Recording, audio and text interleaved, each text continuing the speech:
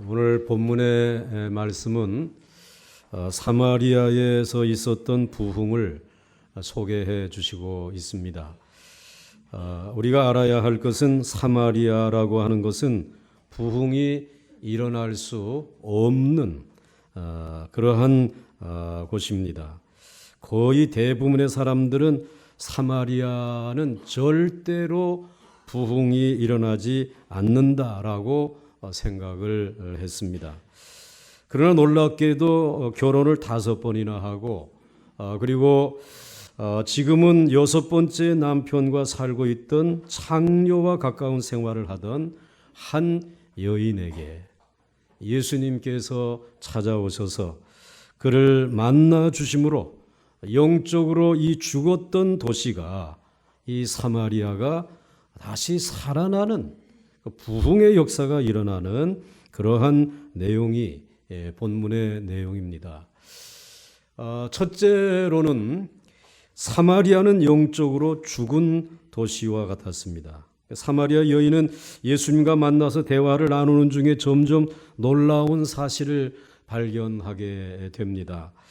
처음에 이 여인은 예수님께서 그냥 길을 지나가는 평범한 유대인인가 보다, 이렇게 생각을 했습니다.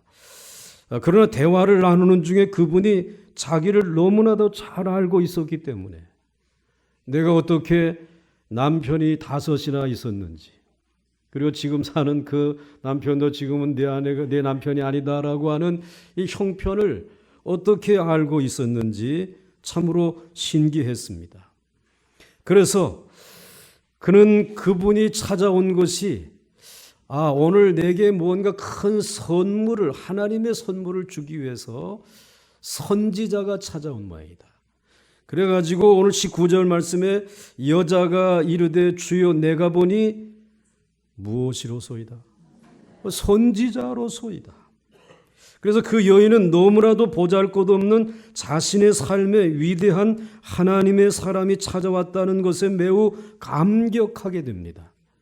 그런데 이 여인은 선지자의 방문을 받고 사마리아와 유대인들 중에서 어느 신앙이 참된 신앙인지 좀 알고 싶어졌습니다. 그래서 예수님에게 이런 질문을 합니다. 20절 말씀에 우리 조상 사마리아인들은 이 산에서, 즉 사마리아에 있는 이 산에서 예배하였는데 당신들, 즉 유대인들의 말은 예배할 곳이 예루살렘에 있다 하더이다. 이러한 말씀을 드렸습니다. 지금 이 여인은 자기들이 사마리아 산, 그 사마리아에 있는 그리심 산에서 드리는 예배를 하나님께서 받으시고, 야 너희들 참 귀하구나, 그래서 내가 선지자를 보내주겠다, 그래서 그분이 오신 줄로 알고 있었습니다. 또 그렇게 알고 싶었습니다. 즉 사마리아인의 신앙도 바른 신앙인지 알고 싶어서 예수님에게 질문을 지금 하는 것입니다. 그러나 사마리아인들의 신앙은 잘못된 신앙입니다. 이것은 사이비, 이단의 신앙이었고 엉터리 신앙이었습니다. 부흥이 일어날 수 없는 신앙이었습니다. 그 이유는 원래 사마리아인들은 이스라엘 자손들이 아니었습니다. 북왕국 이스라엘이 아수르에게 멸망당하였을 때에 이 사마리아 사람들은 거의가 다 아수르의 수도 니느웨로 끌려갔습니다. 그리고는 그 아수르 사람들을 대거 사마리아 땅으로 이주시켜서 그곳에 살게 하였습니다. 이러한 그 혼혈적입니다. 말이 사실은 혼혈적이지 이스라엘 사람들의 피가 거의 없는 그런 이방화된 사람들이 이 사마리아에 살고 있었습니다. 그러니까 이와 같은 곳에 부흥이 일어난다, 이건 전혀 기대할 수 없는 것이다. 그리고 이들은 유대인들이 바벨론 포로 70년 생활을 마치고 돌아와서 예루살렘 성전을 다시 재건해야 되겠다, 예루살렘 성을 다시 쌓아야 되겠다라고 할 때에 적극적으로 방해를 했습니다. 그렇기 때문에 이 유대인들과 그리고 사마리아인들은 철천지 원수였습니다. 그러한 그 원수의 관계 속에서 지금 수많은 세월이 흘러왔습니다. 더욱이 사마리아에서는 하나님의 말씀의 선포가 전혀 없었습니다. 즉 올바른 하나님의 말씀의 선포가 사마리아 땅에는 없었습니다. 이스라엘, 이 사마리아 땅에서 하나님의 말씀이 선포된 것은 이스라엘이 망하기 전에 호세아 선지자 그리고 아모스 선지자가 하나님의 말씀을 예언하고 난 이후 700년 동안 어느 한 선지자도 하나님의 말씀을 선포하지 않았습니다. 말씀이 없는 땅,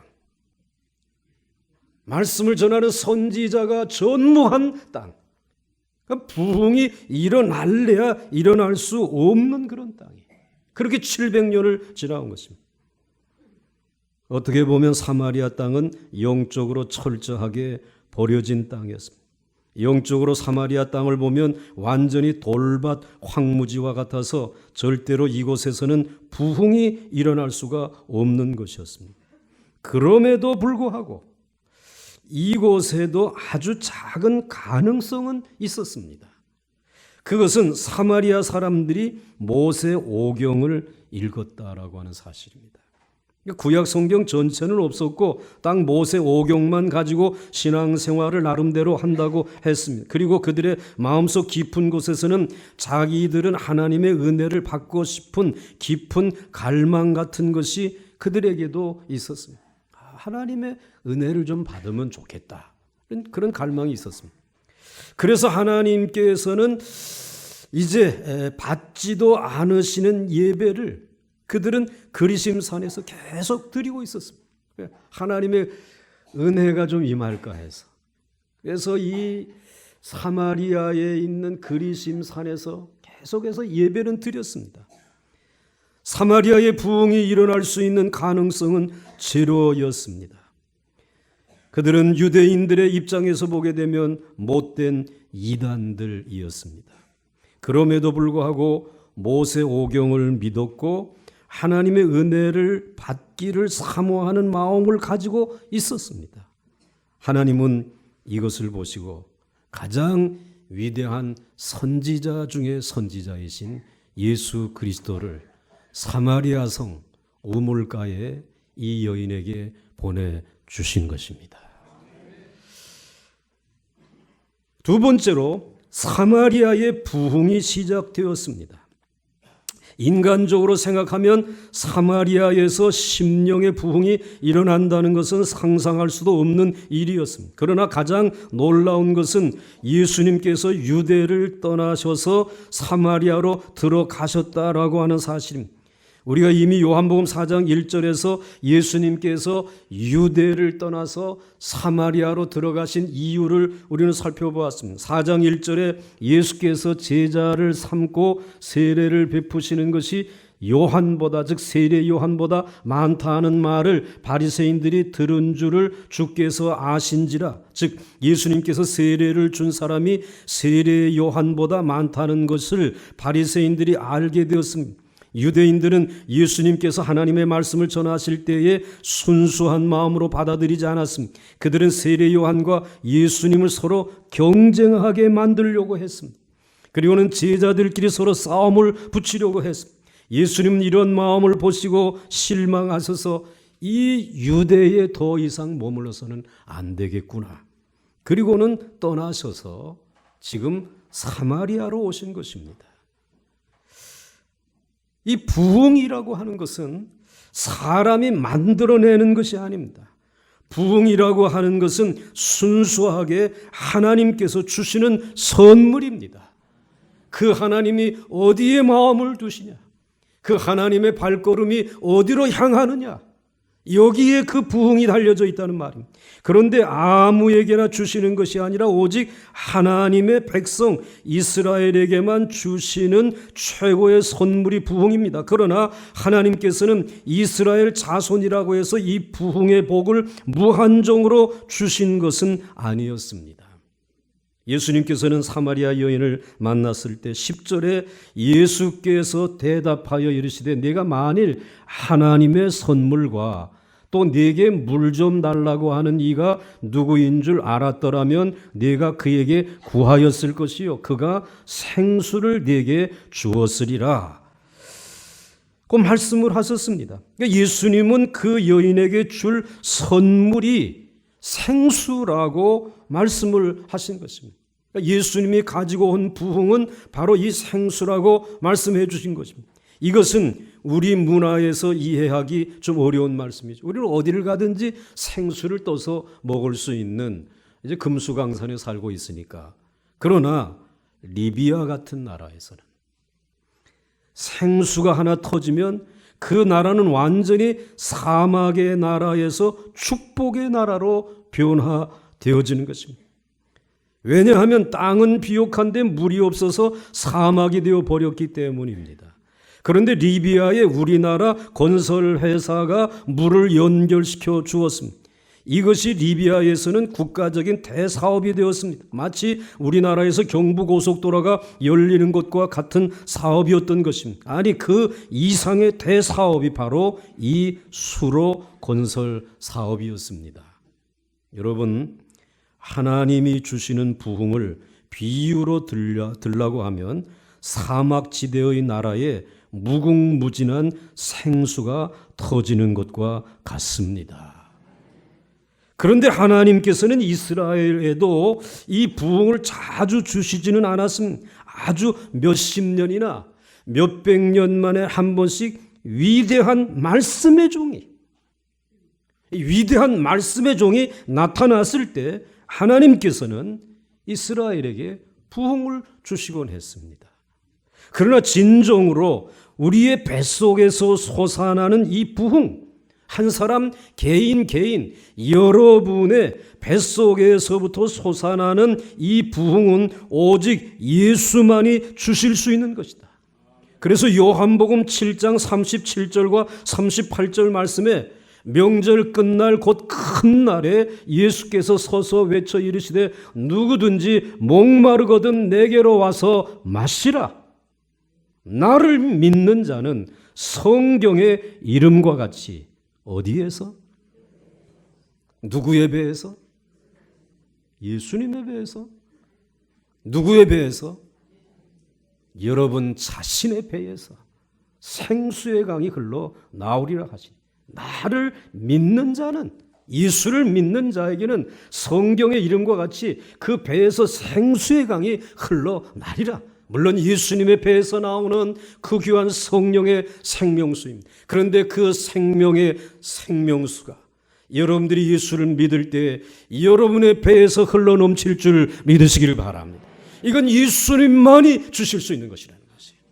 예수님이 오시면 된다라는 것입니다.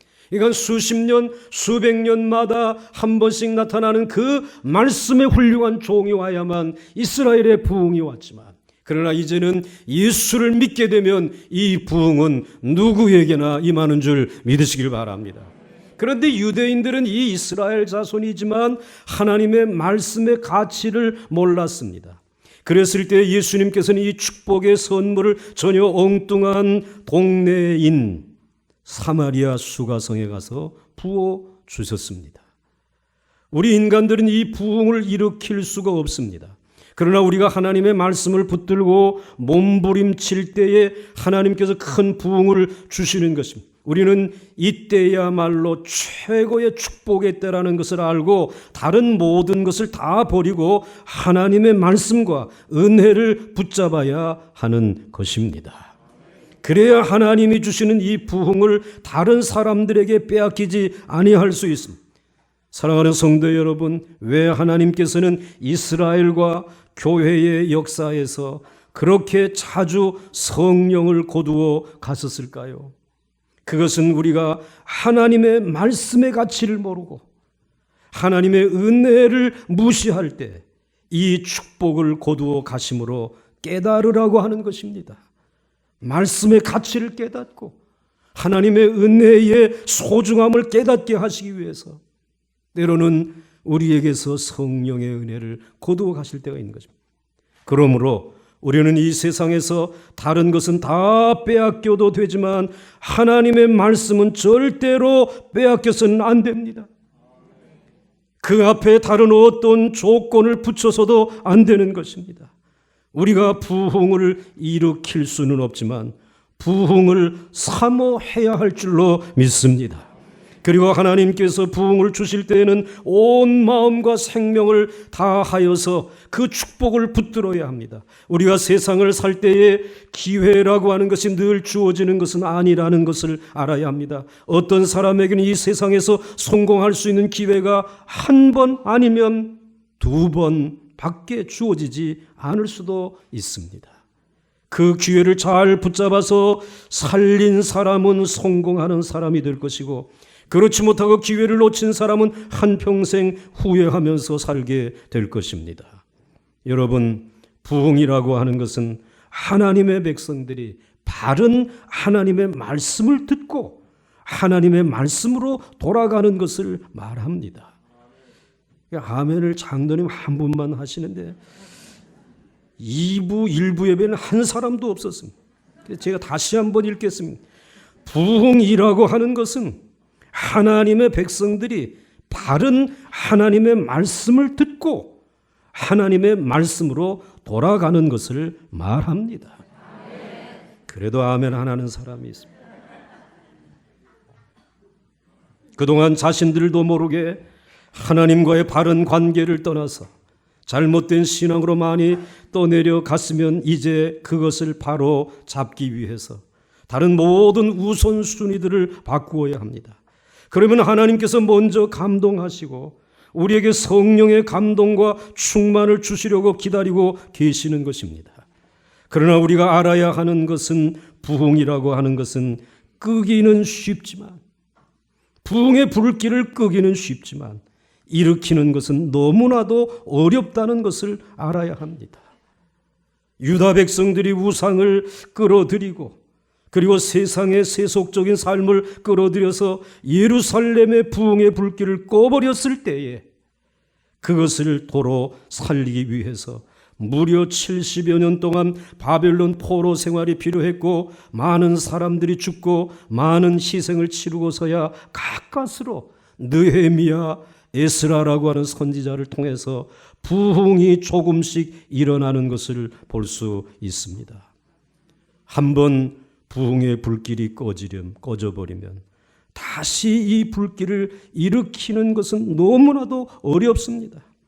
여러 사람들이 거의 목숨을 걸고 큰 희생을 치르고 한평생 몸부림을 쳐도 겨우 이 부흥은 일어날까 말까 하는 것입니다. 그 이유는 일단 사람들이 하나님의 말씀의 맛을 모르기 때문에 그 가치를 잘 알지 못하는 것입니다. 그리고 말씀을 듣지 못하는 동안에 너무나도 마음이 황폐하게 되어 있어서 도무지 하나님의 말씀이 들어가지를 못하는 것입니다. 그러므로 여러분들에게 이 부흥의 불길이 꺼지지 아니하기를 여러분들 늘 기도하셔야 돼요. 한번 꺼지면 다시 회복하기 어려워. 열심히 식어지게 되면 다시 뜨거움을 회복하기 어려워. 지금 봉사하던 그 자리에서 나 이제 그만하겠다. 그리고 떠납니다. 그러면 목사님이 아이고 계속해 좀 해주시죠. 목사님 나 좀 쉬다가 다음 해에 다시 시작하겠습니다. 저는 다음에 다시 시작하는 분 보지 못했습니다. 왜? 열정과 헌신은 한번 꺼지면 회복하기가 어려워.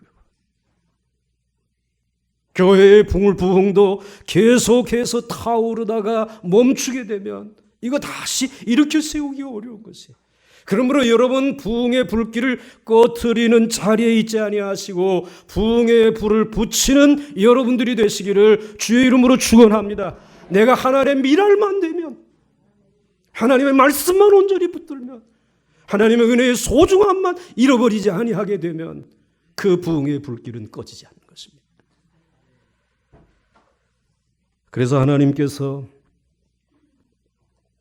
사마리아의 부흥을 위해서 가장 비참한 생활을 살아온 수가성 여인을 사용하셨습니다. 유대인은 꺼졌으니까 부흥의 불길이 붙질 않으니 이제 예수님께서 이 사마리아 성으로 가신 것입니다. 그리고 가장 비참한 생활을 하며 살아온 수가상 여인을 만나신 것입니다. 이 여인은 거의 창녀와 같은 생활을 살아왔기 때문에 자랑할 수 있는 것은 아무것도 없었습니다. 가난했습니다. 그들은 무지했습니다. 그는 참으로 처참하게 머리끝에서 발끝까지 상처투성이었습니다. 그의 마음은 어떻게 수습할 수 없을 만큼 헤어질 대로 헤어진 그러한 마음이었습니다. 그러나 하나님께서 사용하신 사람은 바로 이러한 창녀와 같은 사람을 부흥의 불쏘시개로 사용하셨다. 은혜를 담는 그릇으로 사용해 주셨다. 사랑하는 성도 여러분, 우리는 이 사실에 엄청난 위로를 받으며 도전을 받습니다. 하나님께서는 이 사마리아 여자가 거룩한 성녀였기 때문에 축복하신 것이 아니었습니다. 오히려 성녀와는 정반대되는 가장 타락한 여인이었지만 하나님께서 축복을 주시기로 작정하시니까 놀라운 은혜와 축복이 임했습니다. 그런데 이 여인은 생각지도 못했던 이 축복의 기회를 붙잡고 놓치지 않았습니다. 오늘 우리가 너무 부족하고 부족하지만 하나님 나를 불쌍히 여겨 주옵소서라고 겸손히 이 여인과 같이 자신을 낮추게 되면 하나님의 은혜는 여러분의 심령에 담겨지게 되고 여러분의 심령은 하나님의 성령의 불로 불타오르게 될 줄 믿으시길 바랍니다. 이제 끝으로 부흥의 불씨가 있었습니다. 사마리아는 부흥할 수 없는 땅. 그렇지만 부흥이 시작되어질 수 있는 땅으로 바뀌어졌죠. 그런데 부흥의 불씨가 있었다라는 거예요. 아마도 이 여인은 어렸을 때에 신앙생활을 조금 했던 것 같습니다. 요즘식으로 말하면 옛날에 주일학교를 조금 다닌 것 같아요. 그래서 성탄절에 빵을 얻어 먹으려고 갔었고 부활절에 달걀 얻으러 먹으러 갔었고 아니면은 노래 부르는 것이 좋아서 찬양을 배우기 위해서 교회에 찾아갔었던 모양입니다. 그러한 신앙생활을 조금 했었던 경험이 있었던 것 같아요.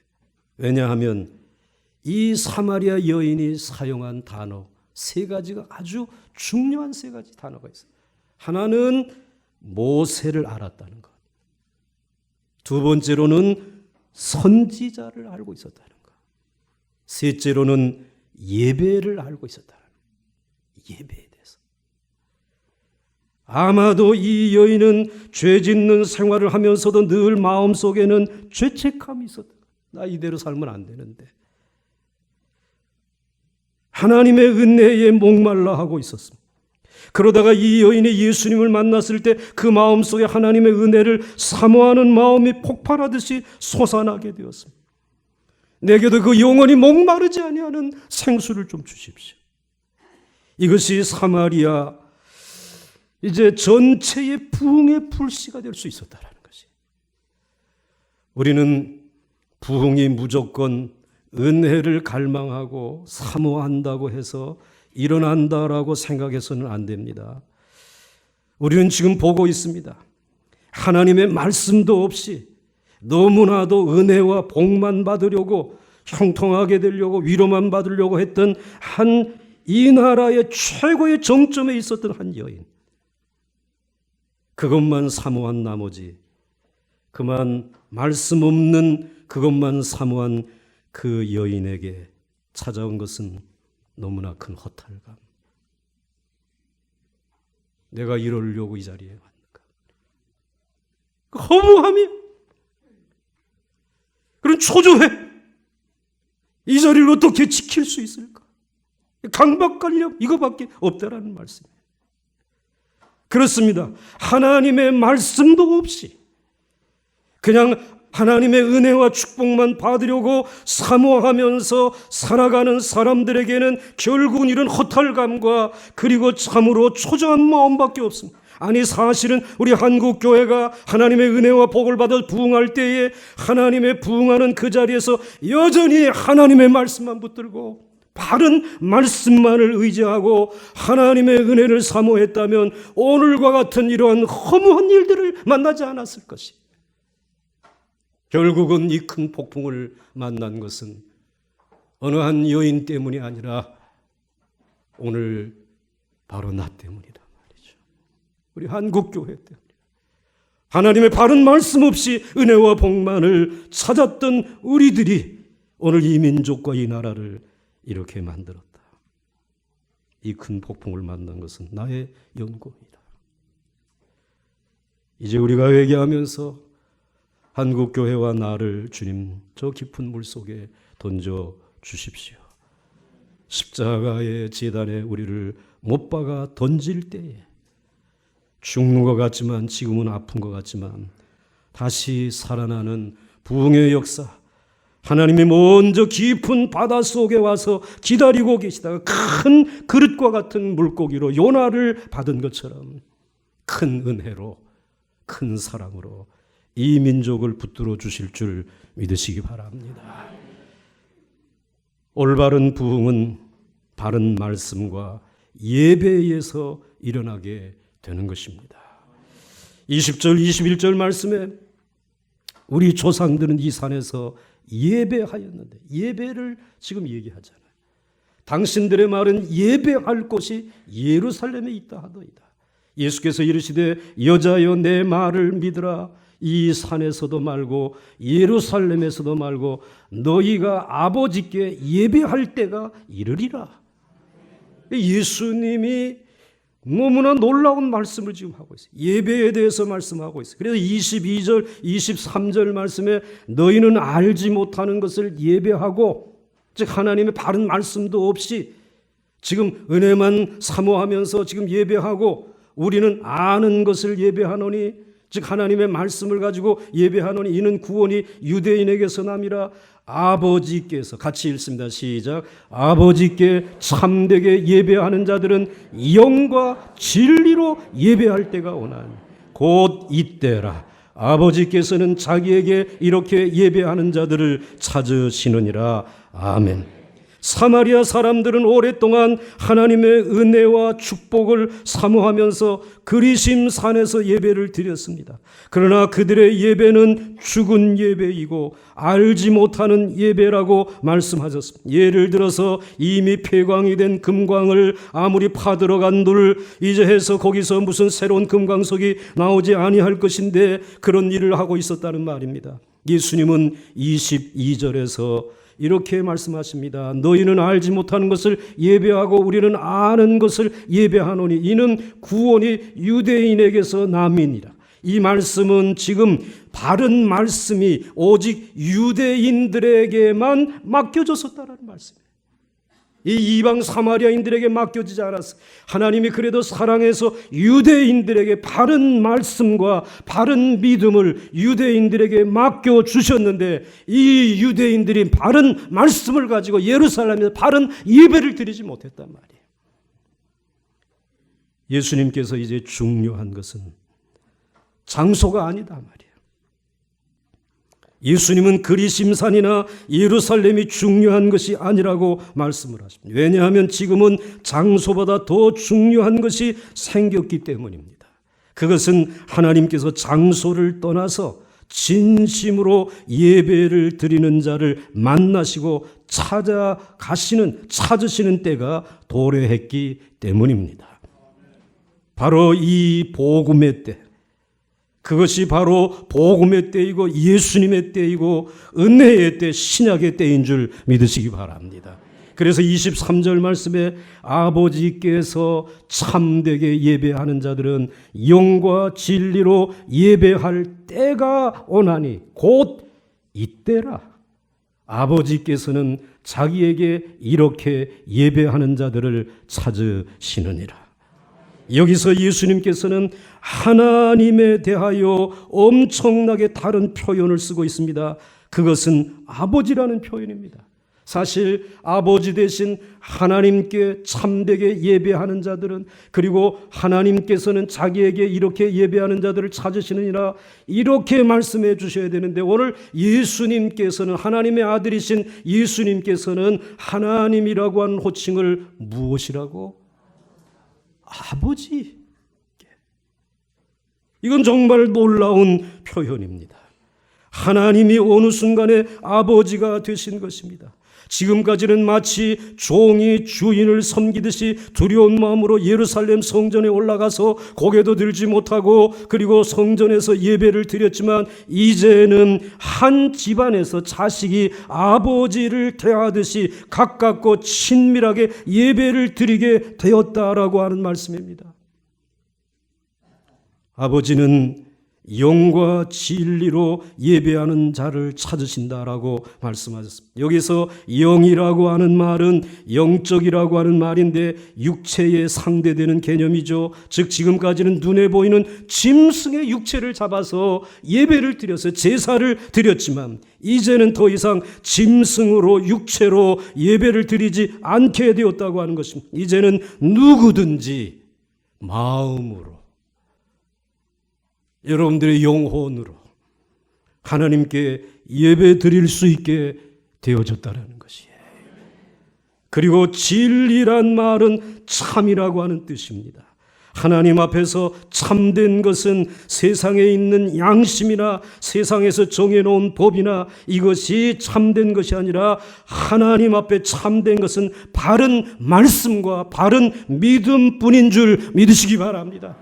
하나님의 말씀만 바른 것이에요. 하나님의 말씀만 믿는 믿음만이 바른 것이에요. 예수님은 지금 사마리아의 한 타락한 여인 앞에서 엄청난 선언을 하십니다. 이것은 이제 하나님에 대해서 제사 드리는 방법이 근본적으로 변하게 되었다는 것입니다. 우리가 생각하기에는 이 정도로 중요한 발표라고 하게 되면 예루살렘 성전 앞에서 하시든지 아니면 국회의사당 앞에서 하셔야 할 것입니다. 그러나 예수님께서는 아무도 없는 사마리아의 우물가에서, 그 성에서 가장 타락한 한 여인을 붙들고 지금까지 수천 년 동안 이루어져 왔던 하나님께 대한 예배 방법이 전적으로 달라지게 되었다라고 말씀을 해 주신 것이에요. 이것이 은혜인 줄 믿으시기 바랍니다. 이것이 하나님의 주신 가장 큰 축복이라는 것입니다. 지금 예수님이 말씀하시는 이 예배법은 모세의 법을 완전히 바꾸시는 것입니다. 이것은 유엔 헌장이나 헌법을 수정하는 것보다 더 엄청난 사건이었습니다. 그럼에도 불구하고 예수님께서는 예루살렘의 수많은 제사장들이나 참배자들을 외면하시고 한 이름 없는 보잘것없는 한 여인에게 이 중요한 사실을 알려주신 것입니다. 그 이유는 진리는 결코 모든 사람들이 들을 수 있는 것이 아니기 때문입니다. 하나님의 진리는 오직 들을 귀가 있는 사람만 들을 수 있기 때문입니다. 여러분이 오늘 이 음성을 들을 수 있기를 주의 이름으로 소원합니다. 요한복음 4장 24절에 하나님은 영이시니 예배하는 자가 영과 진리로 예배할지니라. 예수님은 이 세상이 만들어진 이후로 인류가 지켜오던 예배의 방식이 근본적으로 달라졌다는 것을 선언하셨습니다. 그리고 이제는 하나님께 주시는 축복도 진정으로 우리의 마음속에 있는 믿음을 통하여 받게 되어진다는 사실을 말씀해 주시고 있습니다. 여러분도 진정한 부흥은 바른 말씀의 선포에 있고 그 말씀을 진심으로 받아들이고 믿음으로 무조건 수용할 때에 장소와 시간을 떠나서 일어나게 될 줄 믿으시기 바랍니다. 하나님께서는 그런 사람을 찾으신다고 말씀하셨습니다. 이것은 하나님께서 이러한 예배를 너무 기뻐하시며 이러한 예배를 드리는 사람들을 너무나도 귀하게 생각하신다는 뜻입니다. 이제는 신분이나 외모와 상관없이 누구든지 하나님 앞에서 신령과 진정으로 예배를 드릴 수 있는 하나님의 자녀들이 되신 줄 믿으시기 바랍니다. 하나님은 이제 여러분들의 아버지가 되신 줄 믿으시기 바랍니다. 그러므로 여러분 우리들이 이제는 종으로서 이제는 주인 앞에 나아가서 두렵고 떨리는 마음으로 하나님 앞에 녹화하고 하나님 앞에 무엇을 예배를 드리는 것이 아니라 마치 한 가정의 집에서 친밀하게 가까이 계신 아버지에게 찾아가서 아버지에게 나의 부끄러움과 나의 수치됨과 나의 연약함과 나의 갈급함과 나에게 필요한 공급해 주셔야 될 것들을 아버지에게 말씀드리듯이 우리는 아버지의 이름을 부르면서 하나님의 자녀로 왕같은 하나님의 제사장으로 하나님 앞에 나아갈 수 있는 줄 믿으시길 바랍니다. 그럴 때 우리의 기도에 우리 주님이 응답해 주실 줄 믿으시기 바랍니다. 오늘 우리의 예배를 받으시고 성령으로 시간마다 충만케 해 주실 줄 믿으시기를 바랍니다. 사랑하는 성도 여러분, 가장 중요한 것은 부흥이 일어나면 내가 하나님의 사랑받는 자녀라는 인식이 교인들 가운데 일어나게 되는 것입니다. 이것은 엄청난 자격의 회복이지 않습니까? 그동안 탕자와 같이 죄만 지으면서 살았던 우리들에게 온 천지의 하나님께서 나의 아버지가 되어 주시면서 과거의 모든 죄는 다 씻어지는 것을 체험하게 되는 것입니다. 그리고 하나님이 나의 아버지가 되시기 때문에 모든 미신이 다 떠나가는 줄 믿으시기 바랍니다. 이제는 미신이나 우상을 깨트려 버려도 두렵지 않습니다. 왜? 나의 아버지가 계시기 때문에. 진실하신 참된 사랑의 아버지가 계시기 때문에 아버지가 지켜주시는 것이지, 그 최아무개라고 하는 이와 같은 사입이 이단이 지켜주는 것이 아니라는 말씀이란 말이에요. 오늘 이 땅에 있는 모든 미신이 떠나갈 수 있기를 주의 이름으로 축원합니다. 선포합니다. 모든 우상이 깨어지기를 주의 이름으로 선포합니다. 또한 하나님의 말씀을 들을 때 그렇게 마음이 기쁘고 시원할 수가 없습니다. 세상 어느 곳에서도 경험할 수 없었던 기쁨과 만족감이 찾아오는 것입니다. 그리고 기도가 응답이 되기 시작하고 병이 낫고 기적이 일어나게 됩니다. 이것이 한 사람에게만 일어나게 되는 것이 아니고 교인들 거의 대부분이 아니면 전부에게 일어나게 됩니다. 그리고 세상도, 우리가 살아가는 이 나라도 부흥의 축복이 나타나기 시작합니다. 사회적인 무질서와 그리고 혼란이 줄어들고 그리고 산업이 부흥이 되기 시작하면 전쟁의 위협이 떠나가고 하나님이 세우시는 막강한 하나님의 나라가 되어질 줄 믿으시기 바랍니다. 오늘 아침 참으로 혼란스러운 이 나라에 하나님의 부흥이 또 한 번 일어날 수 있기를 두 손 모아 기도하는 우리 모두가 될 수 있기를 주의 이름으로 축원합니다. 축원합니다.